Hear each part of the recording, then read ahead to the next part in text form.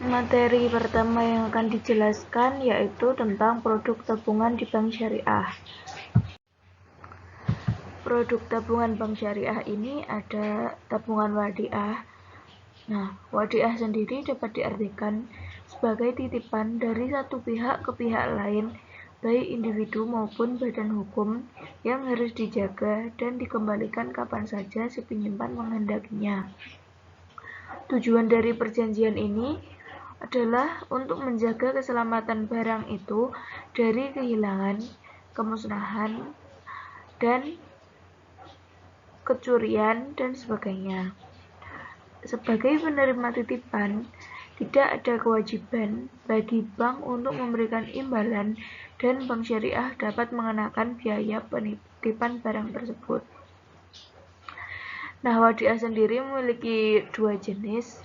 Yang pertama itu ada wadiah yat amanah atau kepercayaan, di mana penerima titipan tidak boleh memanfaatkan barang titipan tersebut sampai diambil kembali oleh penitip. Yang kedua ada wadiah yat damanah atau simpanan yang dijamin, di mana titipan yang selama belum dikembalikan kepada penitip dapat dimanfaatkan oleh penerima titipan. Nah, tabungan wadiah sendiri yaitu simpanan yang penarikannya hanya dapat dilakukan menurut syarat tertentu yang disepakati, tetapi tidak dapat ditarik dengan cek atau alat yang dapat dipersamakan dengan itu. Dalam Fatwa Dewan Syariah Nasional ditetapkan ketentuan tabungan wadiah sebagai berikut, yaitu yang pertama ada bersifat simpanan, yang kedua simpanan bisa diambil kapan saja, on call, atau berdasarkan kesepakatan. Yang ketiga, tidak ada imbalan yang diisyaratkan. Produk tabungan bank syariah yang selanjutnya itu ada tabungan mudharabah. Mudharabah sendiri dalam fikih Islam merupakan salah satu bentuk kerjasama antara rob al-mal atau investor dengan seorang pihak kedua atau mudharib yang berfungsi sebagai pengelola dalam berdagang. Secara terminologi, mudharabah sendiri berarti pemilik modal atau investor menyerahkan modalnya kepada pekerja atau pedagang untuk diperdagangkan, sedangkan keuntungan dagang itu menjadi milik bersama dan dibagi menurut kesepakatan. Sedangkan tabungan mudharabah sendiri yaitu simpanan yang hanya dapat ditarik dengan cara-cara tertentu yang disepakati. Tabungan ini akan dikelola dengan menggunakan prinsip mudharabah mutlaqah, di mana pengelolaan dana sepenuhnya diserahkan kepada mudharib. Tabungan mudharabah ini tidak dapat diambil sewaktu-waktu karena merupakan investasi yang diharapkan akan memberikan keuntungan. Oleh karena itu, dana hanya dapat ditarik setelah akad berakhir. Nah, selanjutnya ada ketentuan dalam tabungan mudharabah. Yang pertama, nasabah bertindak sebagai sohibul mal dan bank sebagai mudharib. Yang kedua, sebagai mudharib, bank melakukan berbagai macam usaha yang tidak bertentangan dengan prinsip syariah. Yang ketiga, modal harus dinyatakan dengan jumlah tunai dan bukan piutang. Yang keempat, pembagian keuntungan harus dinyatakan dalam bentuk nisbah dan dituangkan dalam akad pembukaan rekening. Yang kelima, bank sebagai mudharib menutup biaya operasional tabungan menggunakan nisbah keuntungan yang menjadi haknya. Yang terakhir, bank tidak diizinkan mengurangi nisbah keuntungan nasabah tanpa persetujuan yang bersangkutan. Nah, di sini selanjutnya ada perhitungan bagi hasil untuk tabungan mudharabah. Perhitungan bagi hasil tabungan ini dilakukan berdasarkan besarnya dana investasi rata-rata selama satu periode perhitungan bagi hasil, di mana dana rata-rata tersebut dihitung dengan menjumlahkan saldo harian setiap tanggal dibagi dengan hari periode perhitungan bagi hasil. Nah, di sebelahnya ada contoh studi kasus Yang ditanyakan adalah berapa keuntungan Tuan Beni pada bulan bersangkutan. Nah, keuntungan Tuan Beni didapat dari saldo rata-rata tabungan Tuan Beni sebesar 20 juta dibagi saldo rata-rata tabungan per bulan di seluruh bank syariah sebesar 20 juta, 20 miliar dikali pendapatan bank syariah yang sudah dibagi hasilkan, yaitu 80 juta dikali dengan nisbah yang sudah disepakati, yaitu 8%, sama dengan 6.400. Itu adalah keuntungan Tuan Beni pada bulan bersangkutan. Materi selanjutnya yaitu ada produk deposito bank syariah. Produk deposito bank syariah ini ada deposito mudharabah. Nah, deposit sendiri adalah simpanan yang penarikannya hanya dapat dilakukan pada waktu tertentu menurut perjanjian antara penyimpan dengan bank yang bersangkutan. Deposito sendiri dibagi menjadi dua jenis, yaitu yang pertama, deposito berjangka biasa. Nah, deposito ini akan berakhir pada jangka waktu yang diperjanjikan dan perpanjangan hanya dapat dilakukan setelah adanya permohonan baru dari penyimpan. Yang kedua ada deposito berjangka otomatis atau automatic rollover. Nah, pada saat jatuh tempo, deposito secara otomatis akan diperpanjang untuk jangka waktu yang sama tanpa pemberitahuan terlebih dahulu kepada pemiliknya. Ini selanjutnya ada ketentuan deposito mudharabah. Deposito dijalankan dengan prinsip mudharabah mutlaqah karena pengelola dana deposito sepenuhnya menjadi tanggung jawab mudharib atau bank dengan nisbah yang disepakati sejak awal. Semua permintaan pembukaan deposito mudharabah harus dilengkapi dengan akad yang berisi antara lain nama dan alamat sahibul mal, jumlah deposito, jangka waktu, nisbah pembagian keuntungan, cara pembayaran bagi hasil, dan pokok pada saat jatuh tempo serta syarat-syarat lainnya.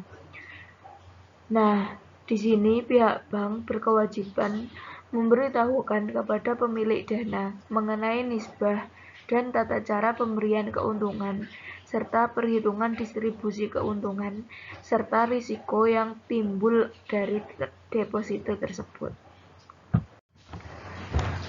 Yang selanjutnya ada perhitungan bagi hasil deposito mudharabah. Bagi hasil kepada pemilik dana deposito mudharabah dapat dilakukan dengan dua cara.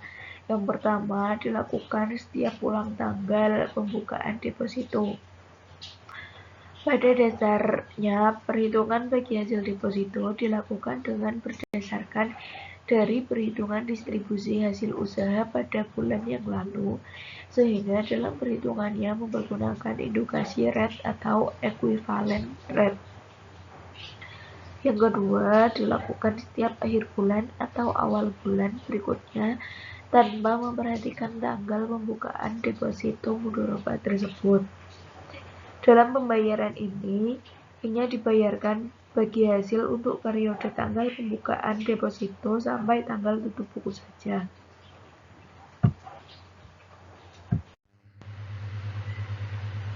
Nah, yang selanjutnya ada sistem perhitungan bagi hasil deposito mudharabah. Dalam studi kasus ini, perhitungan deposito mudharabah bagi hasil yang dilakukan itu setiap tanggal investasi, setiap ulang tanggal investasi. Nah, yang ditanyakan dalam studi kasus ini adalah berapakah bagi hasil deposito mudharabah yang diperoleh oleh Tuan Beni. Seperti yang bisa dilihat, deposito mudharabah sendiri sistem bagi hasilnya yaitu dengan cara menghitung saldo rata-rata deposan dikali nisbah bagi hasil dikali return hasil pemilik modal dibagi dengan 365/100. Nah, bagi hasil yang diperoleh oleh Tuan Beni pada jangka waktu 1 bulan, yaitu sama dengan 5 juta dikali 30 dikali 5,93125 dibagi 365 dibagi 100, yaitu 24.375.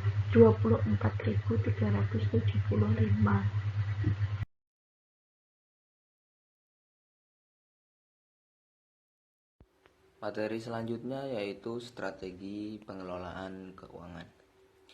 Ada berbagai lembaga keuangan yang menyediakan berbagai macam layanan keuangan untuk memenuhi kebutuhan dalam mengelola keuangan.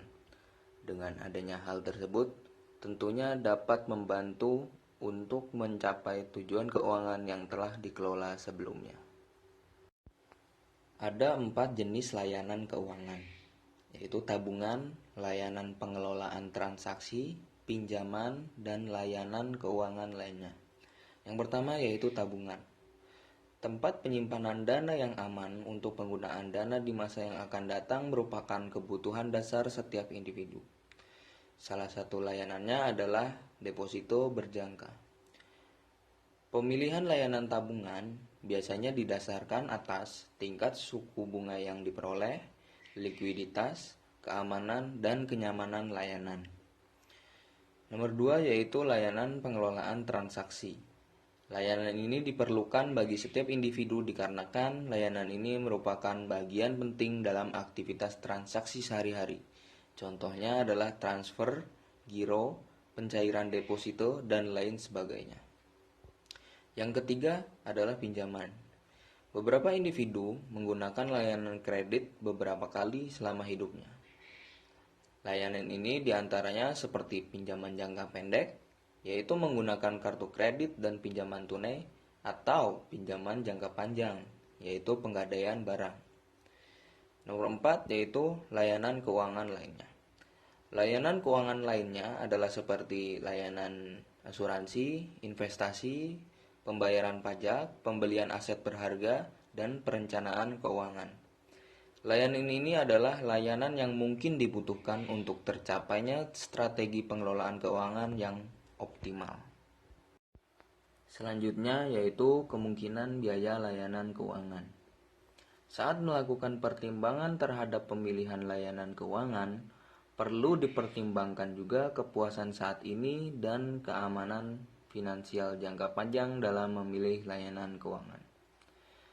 Contohnya, pengembalian lebih tinggi biasanya didapat ketika memilih tabungan jangka panjang, di mana tabungan jangka panjang memiliki tingkat likuiditas yang rendah. Contoh selanjutnya, kepuasan saat ini yang didapat ketika bank memiliki jaringan ATM yang luas sehingga memberikan kemudahan penggunanya. Perlu dipertimbangkan pula mengenai biaya administrasi yang ditimbulkan dan lain sebagainya.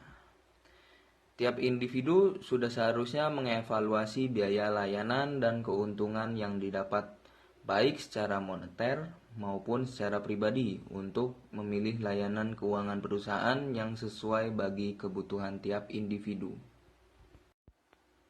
Yang selanjutnya yaitu lembaga keuangan. Banyak sekali bisnis seperti perusahaan asuransi, manajer investasi, dan perusahaan pembiayaan yang masuk ke dalam dunia layanan keuangan di mana sebelumnya hanya terbatas oleh bank. Bank juga memperluas layanannya sebagai upaya kompetitif dari munculnya lembaga layanan keuangan seperti dengan membuka kantor yang berspesialis dalam layanan keuangan lain seperti perusahaan investasi, asuransi, perusahaan kredit, dan lain sebagainya. Lembaga keuangan terbagi menjadi 2 berdasarkan jenis dan layanannya. Yang pertama yaitu lembaga penyimpanan, yang kedua yaitu lembaga keuangan. Lembaga keuangan penyimpanan ini digunakan oleh sebagian besar masyarakat. Lembaga penyimpanan ini berfungsi sebagai perantara antara penyimpan dana dan peminjam dana. Contohnya adalah bank komersial, koperasi simpan pinjam, dan serikat kredit. Bank komersial adalah menawarkan berbagai macam layanan keuangan seperti pemeriksaan, tabungan, pinjaman, dan masih banyak yang lainnya. Yang selanjutnya yaitu koperasi simpan pinjam. Koperasi simpan pinjam adalah lembaga yang mengkhususkan layanannya pada simpanan dan pinjaman dengan jaminan. Yang selanjutnya yaitu serikat kredit. Serikat kredit merupakan lembaga keuangan milik perseorangan yang dikhususkan layanannya pada layanan pinjaman. Jenis selanjutnya yaitu lembaga keuangan lainnya. Layanan keuangan selain yang disebutkan di atas tersedia dari perusahaan asuransi, perusahaan investasi, perusahaan pembiayaan, dan perusahaan pegadaian. Yang pertama yaitu perusahaan asuransi. Tujuan utama dari perusahaan asuransi adalah memberikan keamanan finansial bagi nasabahnya. Lembaga ini juga biasanya keuangan yang lain seperti tabungan dan investasi. Selanjutnya yaitu perusahaan investasi. Perusahaan investasi menawarkan layanan keuangan seperti pasar uang, kombinasi tabungan dan rencana investasi, di mana perusahaan investasi menggunakan uang Anda untuk membeli berbagai instrumen keuangan jangka. Tidak seperti lembaga keuangan lainnya, rekening perusahaan investasi tidak dilindungi oleh asuransi. Investor di pasar uang biasanya diizinkan untuk menulis cek dalam jumlah terbatas dengan menyediakan kenyamanan likuiditas. Selanjutnya yaitu perusahaan. Tujuan utama dari perusahaan pembiayaan adalah memberikan pinjaman kepada konsumen dan usaha kecil. Pinjaman yang diberikan biasanya dalam jangka waktu pendek dan menengah. Yang terakhir yaitu perusahaan pegadaian. Perusahaan pegadaian ini menawarkan layanan keuangan dengan jaminan yang biasanya diberikan dalam jangka waktu panjang.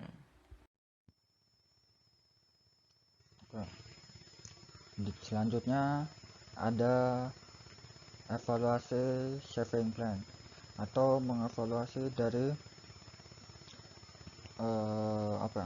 rencana tabungan. Untuk evaluasinya itu setidaknya ada 6. Pertama itu ada rate of return, kedua ada inflasi, ketiga ada tax, keempat ada liquidity, kelima ada safety, keenam ada restriksi dan fee atau biaya. Yang pertama itu rate of return, yaitu tingkat hasil. Ya, ini harusnya secara sederhana ini harusnya meningkat sesuai dengan setoran tabungan. Kedua itu inflasi, harga konsumsi yang lebih tinggi menghasilkan penurunan daya beli. Ketiga itu ada tax, itu bunga yang terkena pajak mengurangi jumlah pendapatan. Selanjutnya liquidity itu ada pembekuan, dan terus safety itu adanya jaminan simpanan. Nanti ada lembaga-lembaganya baik di Amerika ataupun di Indonesia. Terakhir restriksi dan fee, yaitu misalnya kebijakan saldo minimum dan misalnya biaya transfer. Rate of pertama itu ada rate of return, itu ada rumusnya annual percentage yield itu sama dengan 100 dikali interest dibagi prinsipal, dalam kurung dulu itu dikerjakan yang dalam kurungnya. Nah, ini rate of return itu sebenarnya banyak fungsinya, tapi saya ambil 2. Itu adalah fungsi yang pertama itu fungsi utamanya, yaitu mengukur peningkatan jumlah aset. Yang kedua itu sebagai bahan pertimbangan seseorang ketika hendak menabung atau melakukan deposito di bank. Ya, sesuai terjemahannya itu rate of return itu artinya tingkat keuntungan atau tingkat pengembalian. Jadi ini digunakan untuk pertama itu mengukur berapa jumlah aset yang dimilikinya, dari misalnya menabung atau deposito, atau bahkan dari melakukan investasi di pasar modal. Yang kedua itu sebagai bahan pertimbangan seseorang untuk memilih return yang maksimum return atau return yang maksimal. Oke. Di sini saya kasih contoh, ada rate of return tabungan dan instrumen investasi. Yang rate of return tabungan saya ambil dari BI rate-nya, itu ada 10 tahun terakhir itu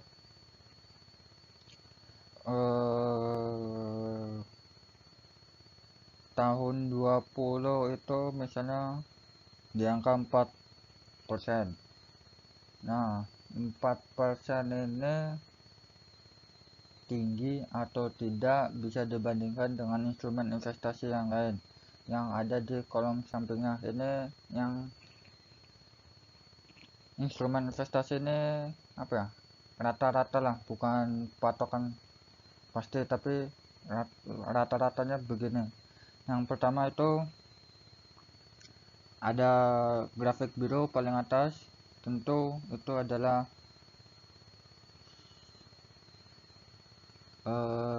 saham, investasi di pasar modal. Kenapa bisa tinggi seperti itu? Kita lihat awal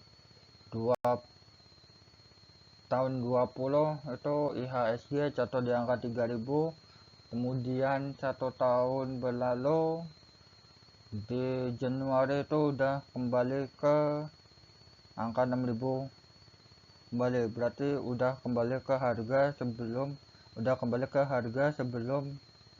IHSG itu jatuh, hanya dalam waktu 1 tahun. Kemudian ada kedua itu emas. Ya, ini instrumen investasi yang digemari juga itu emas. Nah, emas itu kata orang-orang itu selalu naik walaupun tidak terlalu signifikan ya. Itu ada benarnya, tapi kalau yang meneliti itu sebenarnya tidak selalu naik juga, tapi ada jatuhnya, terutama yang pakai ukuran Troy. Nah, kalau Troy itu apa bisa dipelajari sendiri. Kemudian ada yang ungu dulu. Ungu itu ada surat berharga. Oke, surat berharga itu bisa bond atau obligasi, bisa SBN dan segala macamnya. Ya, kenapa itu bisa tinggi? Kita lihat aja di suku bunga SBN Indonesia aja itu biasanya 6-7%. Nah, waktu itu pernah yang ori 17 kayaknya itu sampai 8%. Selanjutnya ada hijau sama biru muda, itu mepet-mepet tinggi. Properti sama hijaunya properti sama biru muda itu deposito. Nah, kenapa tinggi?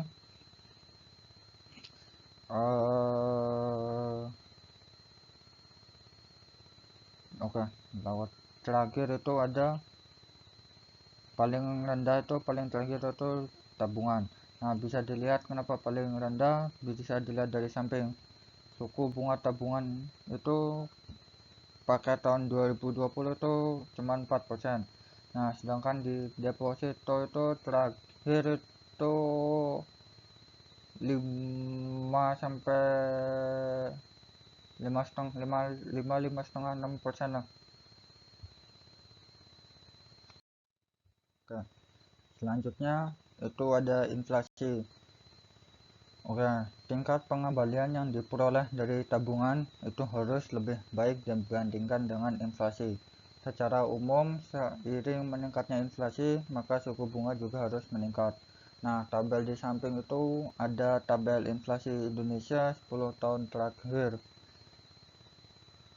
Oke,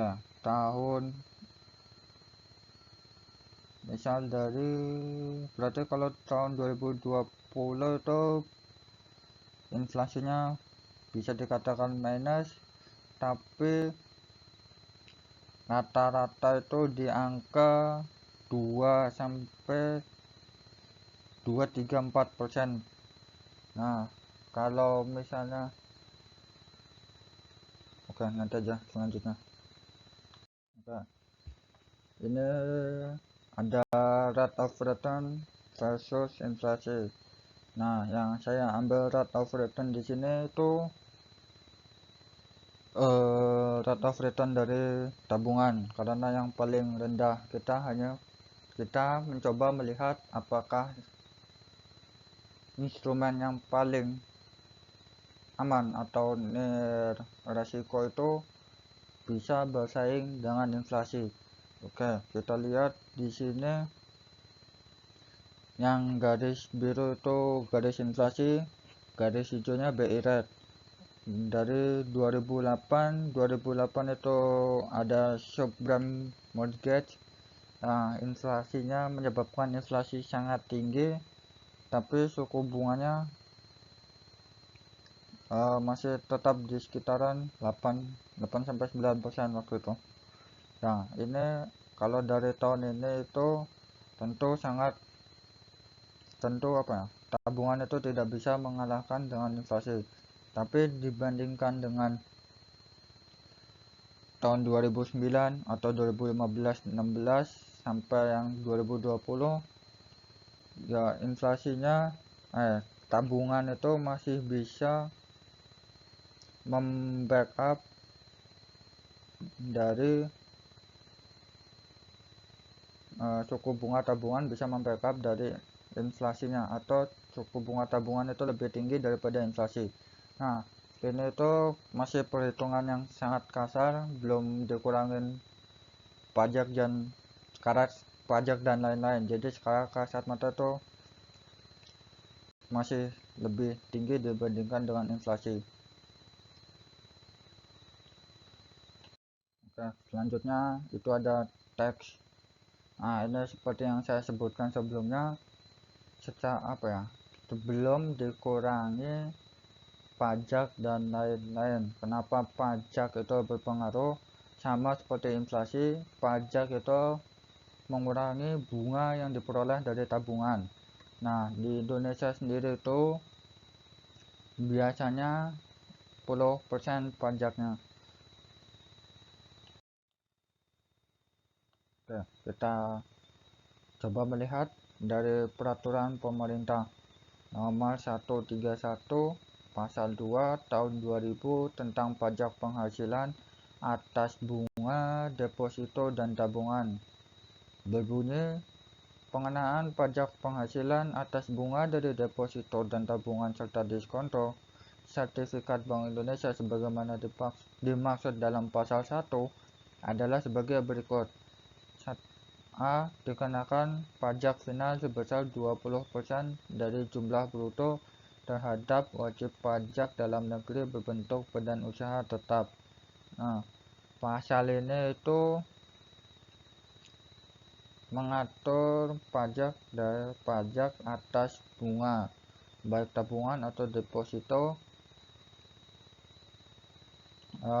baik wajib pajak badan ataupun wajib pajak perorangan.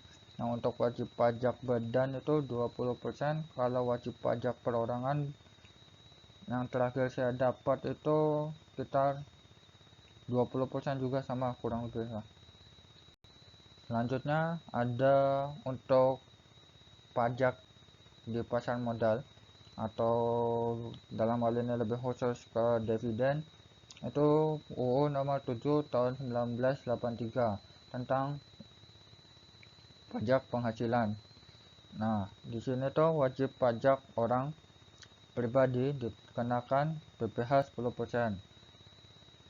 Nah, sedangkan untuk wajib pajak badan dalam negeri dengan kepemilikan lebih dari 25% tidak dikenakan PPh.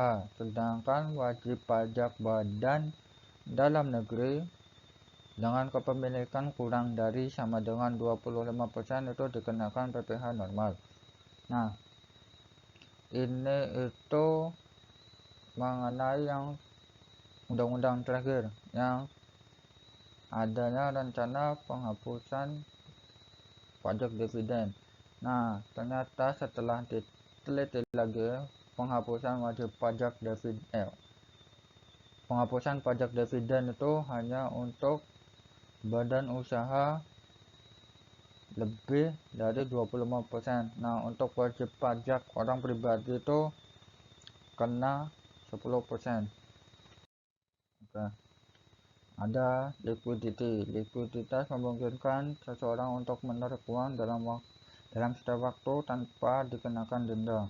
Untuk mencapai tujuan keuangan jangka panjang, biasanya ini orang itu trade off liquidity untuk hasil yang lebih tinggi.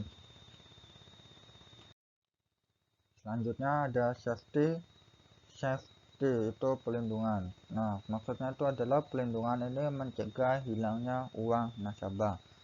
Nah, seperti saya sebutkan di awal, safety ada di, misalnya ini contoh di buku itu ada badan milik Amerika itu misalnya FDIC, terus ada SILF, terus ada NCUA. Nah, FDIC itu atau Federal Deposit Insurance Corporation adalah sejenis lembaga penjamin simpanan di Amerika Serikat. Nah, ini tuh lahir dari reaksi kritis tahun 1930 yang dikenal dengan Great Depression.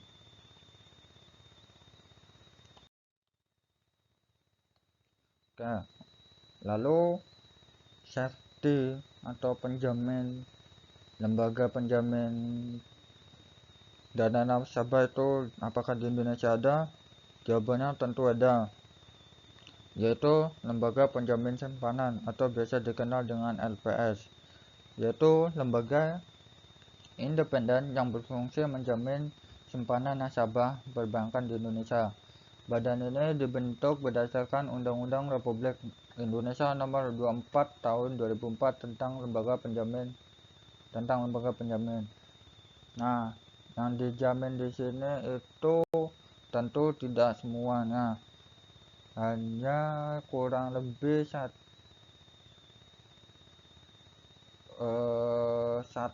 atau 2 miliar gitu. Oke, kita masuk terakhir itu ada restriksi dan fee. Beberapa bank itu membebankan biaya transaksi untuk setiap setoran atau transfer. Nah, di masa lalu beberapa lembaga keuangan mengadakan promosi yang menawarkan hadiah gratis. Oke, ini sebenarnya bukan untuk masa lalu, tapi ada juga masa sekarang. Ya, dimana ada promosi hadiah gratis, namun nasabah ini harus menyimpan uangnya di bank tersebut. Artinya tetap ada uang dari barang tersebut, atau barang tersebut tidak gratis, namun kita hanya menyimpan uang kita di situ. Biasanya yang semakin banyak itu yang semakin menang. Bukan semakin banyak juga, tapi ada biasanya semakin banyak atau yang tingkat volatilitasnya itu tinggi. Oke, terakhir itu contoh dari fee yang tadi itu ada fee transfer antar bank. Nah, ini itu ada contohnya BCA ke Mandiri, BNI BCA, BRI ke BCA, Mandiri ke BCA. Ya, ini sebenarnya transfer antar bank itu di Indonesia tuh biasanya sekitar 6.500 kalau ke sesama rekening, misalnya Mandiri ke Mandiri itu gratis, tapi kalau ke bank Mastercard itu 6.500. Sekian dari saya.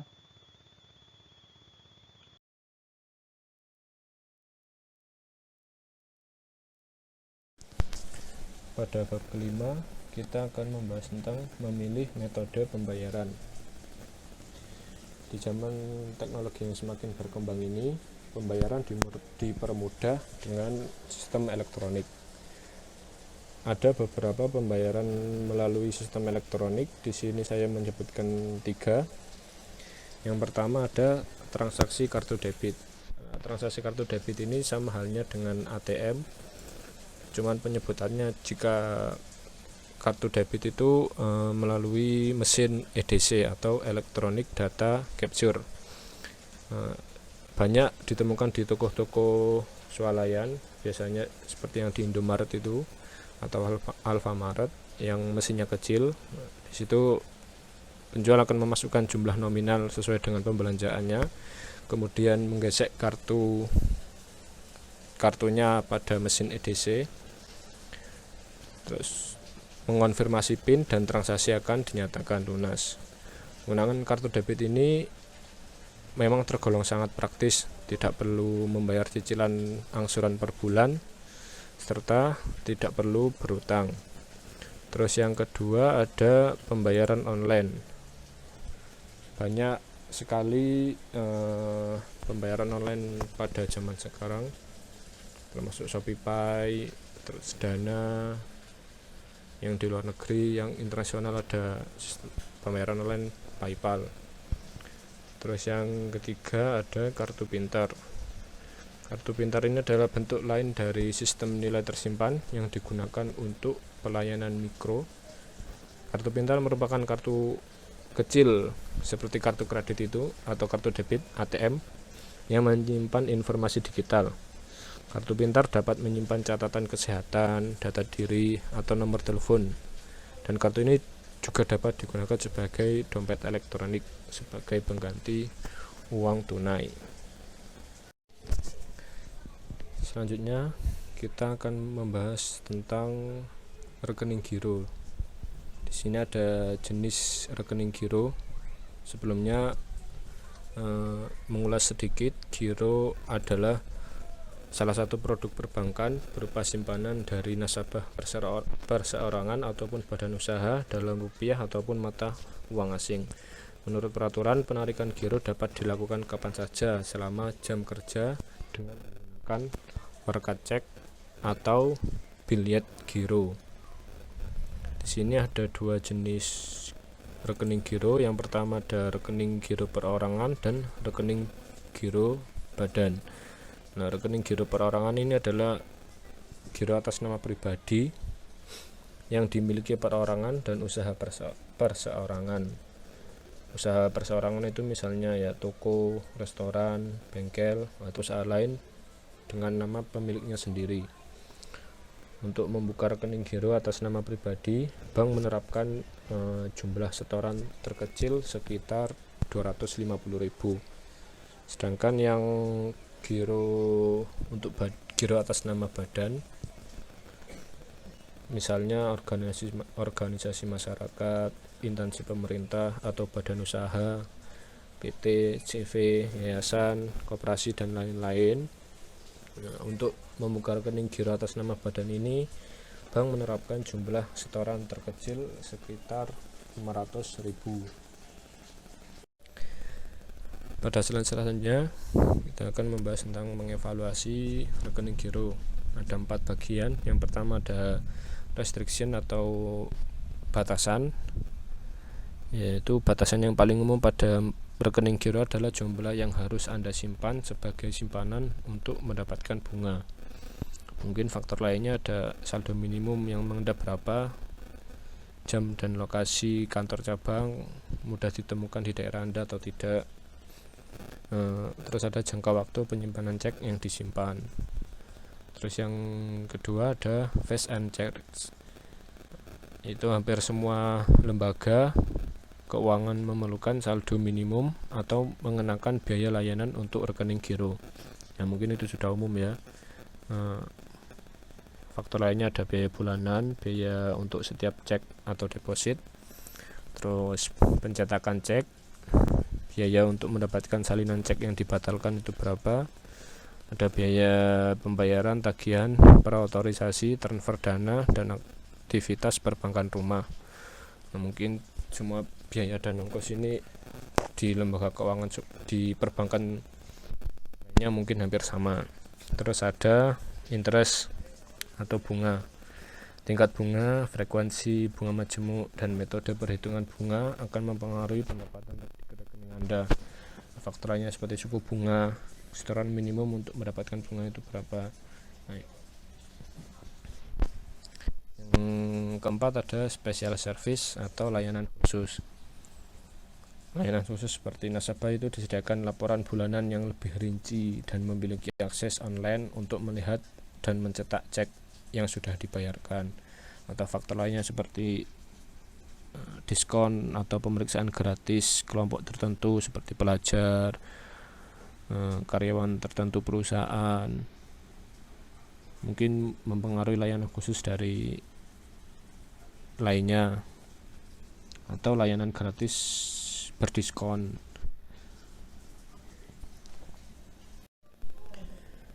Pada slide selanjutnya ada mengelola rekening giro. Ada 4. Yang pertama opening a checking accounts, yang kedua making deposit, yang ketiga writing checks, yang keempat reconciling your checking accounts. Yang pertama opening a checking account atau pembukaan rekening giro. Pertama, putuskan pemilik akun. Hanya satu orang yang diperlukan menulis cek pada akun individu atau akun perorangan. Jika itu akun badan atau akun bersama, itu memiliki 2 atau lebih yang bisa menulis di akun cek tersebut. Yang selanjutnya ada making deposit atau pembuatan deposit. Sebuah tiket deposit digunakan untuk menambah dana ke rekening giro Anda. Pada dokumen ini Anda mencantumkan jumlah uang tunai dan cek yang disimpan itu berapa. Yang ketiga ada writing checks atau penulisan cek. Sebelum menulis cek, catat informasi di cek register dan kurangi jumlah cek dari saldo Anda. Nah, banyak pengecekan pelanggan rekening menggunakan cek duplikat untuk menyimpan catatan saldo mereka saat ini. Prosedur penulisan cek yang benar memiliki langkah-langkah sebagai berikut. Yang pertama, mencatat tanggal. Yang kedua, tulis nama orang atau organisasi yang menerima pembayaran. Yang ketiga, rekam file jumlah angka cek tersebut. Tulis jumlah cek dengan kata-kata. Yang kelima, menandatangani cek tersebut. Dan yang keenam, apa alasan dari pembayaran cek tersebut. Yang keempat ada reconciling your checking accounts atau merekonsiliasi rekening giro Anda. Setiap bulan Anda akan menerima laporan bank yang merangkum setoran, cek yang dibayarkan, bunga yang diperoleh, dan biaya seperti biaya layanan dan pencetakan cek.